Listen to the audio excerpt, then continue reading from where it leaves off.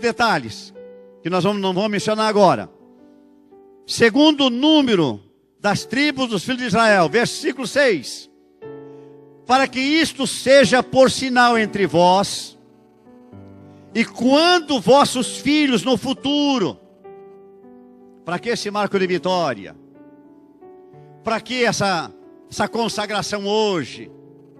Para que essa inauguração hoje? Para que hoje você está presenciando aquilo que Deus tem feito, aquilo que Deus tem te abençoado, mas no futuro, teus filhos, teus netos, enquanto Jesus não vier, fizer uma pergunta: o que aconteceu no dia 17 de agosto de 2013? Você vai dizer assim: foi o dia que Deus nos deu a vitória completa. É o marco da vitória. Olha o que diz os versículos 5, 6. Para quando no futuro vossos filhos perguntarem dizendo: o que significa isto? O que significa isto? Meus irmãos, o mundo passa lá fora e diz assim: para que esse barulho? Para que esse movimento? O que significa isto? Se eles entrarem aqui ou conversar com alguém daqui, a resposta é tão simples. Tão simples. O que significa isso? É que o nosso Deus até aqui nos ajudou. É que o nosso Deus até aqui nos abençoou. O nosso Deus até aqui tem andado conosco. Quando no futuro teus filhos ou alguém perguntar: o que significa isto? Aquelas pedras lá, versículo 7. Então vocês vão dizer o seguinte: que as águas do Jordão se separaram diante da arca do concerto do Senhor. Passando ela pelo Jordão, separaram-se as águas do Jordão. Assim que estas pedras serão para sempre por memorial para os filhos de Israel. Isso é um marco. Marco é um memorial. Marco é um memorial. É algo que não só nossos filhos, como nossos vizinhos, como os nossos amigos, como pessoas que às vezes até estão trabalhando e lutando contra o trabalho. Infelizmente nós sabemos disso, e daqui a pouco vou mexer nesse negócio um pouquinho, mas não se preocupa não, porque eu estou aqui na direção de Deus. Quando eles perguntarem o que significa isso, sem saber o que significa, você vai dizer assim: até aqui o Senhor nos ajudou. Marcos de vitória. Marcos de vitória. O que significava também? Quando alguém perguntasse às pessoas que passassem por aquela pedra de Samuel agora, que é a nossa base do texto, pelaquela pedra de Samuel, quando alguém perguntava: o que significa isso? As pessoas iam olhar e iam lembrar que ali, onde estava erigido aquela pedra, onde estava colocado aquela pedra como um marco de vitória, ali, definitivamente, os filisteus foram derrotados. Definitivamente, os filisteus foram derrotados. A Bíblia diz isso. Olha no versículo 13. Agora de 1 Samuel 7 e 12 e 13 agora. O 13. Assim os filisteus foram o quê? Abatidos. O que é abater? O que é abater? É apenas bater na pessoa? O que é abater? É apenas dar uma surra no camarada? É apenas dar umas pauladas nele? Abater é derrotar. É fazer o inimigo baixar a cabeça, sair com, como diz o ditado, com o rabinho entre as pernas e não perturbar mais. Está na Bíblia, pastor, está na Bíblia. Pastor Ivonchi é muito bíblico. Olha o texto. Assim os filisteus foram abatidos. e nunca mais vieram aos termos de Israel. Você já tinha percebido isso? Quando Deus te dá uma vitória completa, aquele inimigo, aquele problema não vem mais não.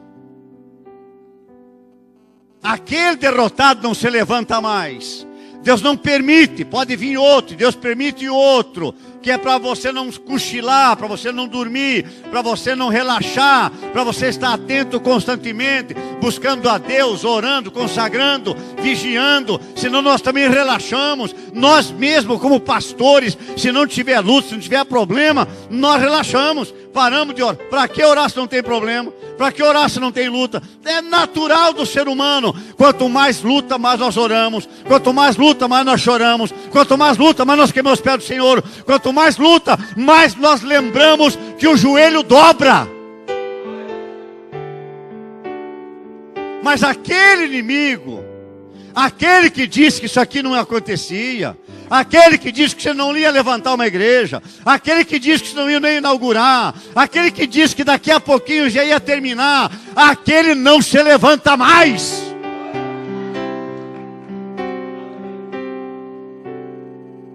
Nunca mais vieram aos termos de Israel. Se alguém convidasse os filisteus para brigar com Israel, vamos lá, vamos juntar mais alguns aqui, vamos lá quebrar a cara daquela turma. Esses filisteus aqui, não.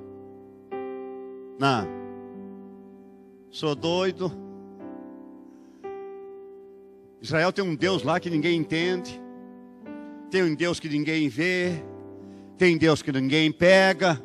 Mas protege eles de um jeito que eles nem brigaram com nós. O Deus deles é que matou, que arrebentou com nós.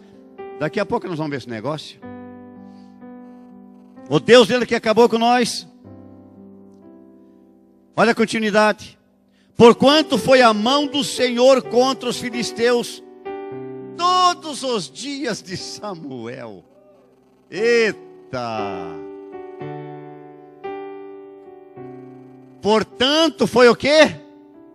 A mão do Senhor todos os dias. Meu Pai, porquanto foi a mão do Senhor contra os filisteus todos os dias de Samuel, enquanto Samuel viveu, os filisteus não se meteram a besta mais. Todos os dias de Samuel, quando eles queriam se levantar, Deus começava a levantar a mão. Querem vir? Querem vir?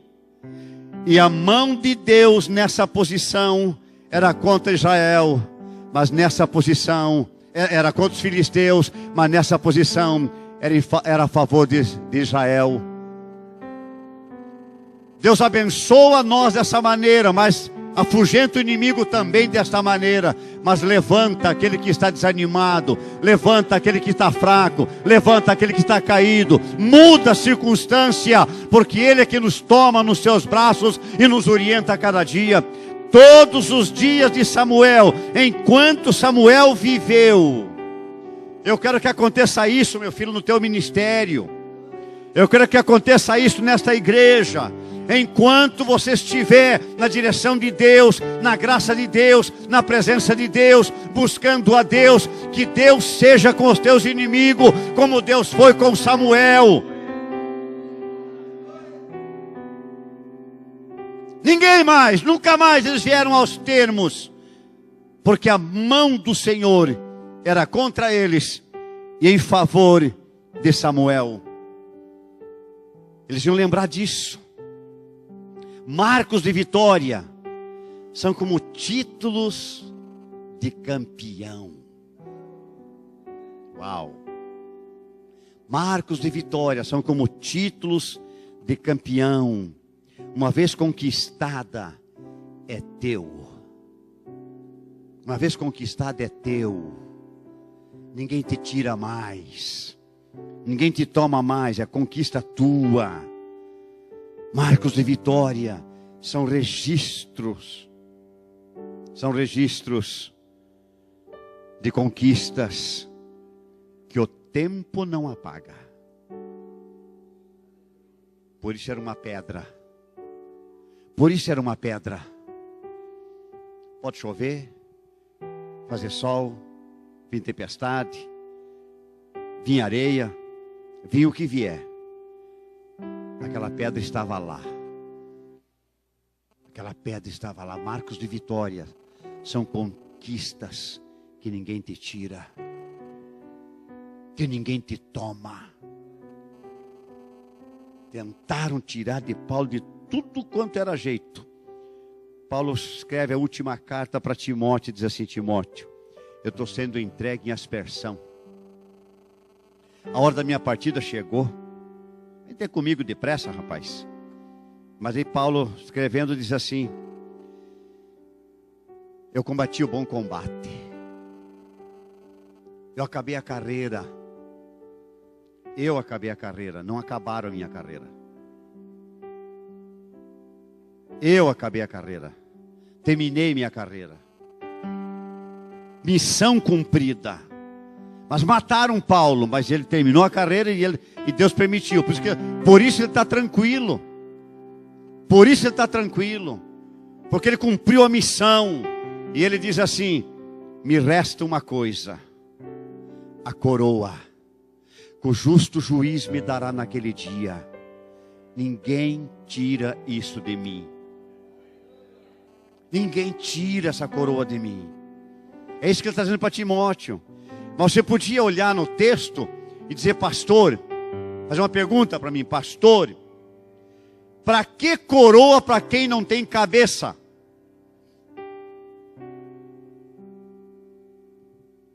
Para que coroa? Paulo ia ser decapitado, a cabeça dele ia sair do corpo, e Paulo está falando em coroa. Paulo está falando em ser coroado. Como é que vai coroar alguém que não tem cabeça? Era a convicção que Paulo tinha: as minhas conquistas ninguém toma, as minhas conquistas ninguém tira, são marcos de vitória do meu ministério, são marcos de vitória da minha vida. No dia da ressurreição, eu não quero saber aonde vão pôr a minha cabeça, mas no dia da ressurreição, eu vou levantar com ela para receber a coroa que o justo juiz me dará naquele dia. Yes, yes, yes, yes. Yes!